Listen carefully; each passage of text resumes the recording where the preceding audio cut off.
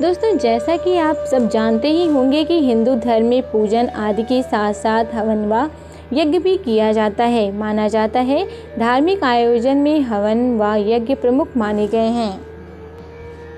हिंदू धर्म में हवन बहुत ही पुरानी परंपरा है। इसके द्वारा देवी देवताओं को याद किया जाता है तथा उनका आशीर्वाद प्राप्त किया जाता है।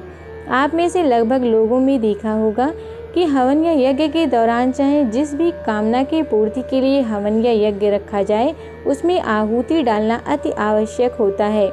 मान्यता है हवन के अंतर्गत हम अग्नि द्वारा देवताओं को हवि पहुँचाते हैं।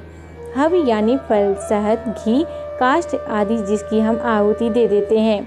इसके साथ ही आप में से कुछ लोगों ने इस दौरान यज्ञ करने वाले व्यक्ति के मुख से स्वाहा शब्द सुना होगा, मगर बहुत से लोग हवन करते समय इसका उच्चारण नहीं करते।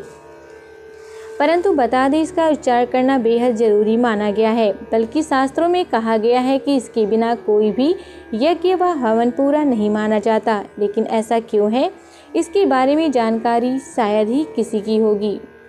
तो आइए हम जानते हैं कि क्या है स्वाहा शब्द का अर्थ और क्यों इसका उच्चारण आवश्यक होता है।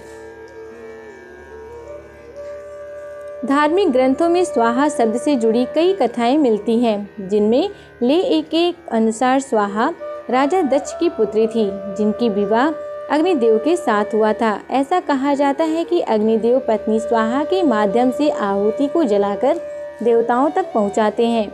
इसके अलावा कहते हैं स्वाहा प्रकृति की एक कला थी, जिसे भगवान श्री कृष्ण का वरदान था कि केवल उसी द्वारा देवता आहुति को ग्रहण कर पाएंगे।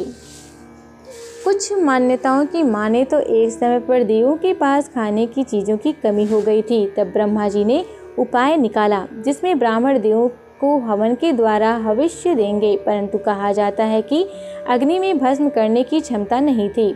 इसलिए ब्रह्मा जी ने मूल प्रकृति का ध्यान लगाया। फिर एक देवी प्रकट हुई और जिसके बाद देवी ने ब्रह्मा जी से उनकी इच्छा के बारे में पूछा।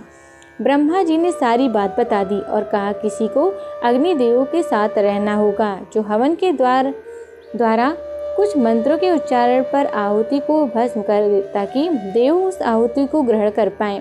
तब स्वाहा की उत्पत्ति हुई, जो सदैव अग्निदेव के पास रहती हैं। तो यही कारण है कि हवन में बोले जाने वाले मंत्र स्वाहा से समाप्त होते हैं, ताकि स्वाहा अग्नि को आहुति को भस्म करने की शक्ति दे पाए। कुछ मान्यताओं के अनुसार इस शक्ति को दहन शक्ति भी कहा जाता है।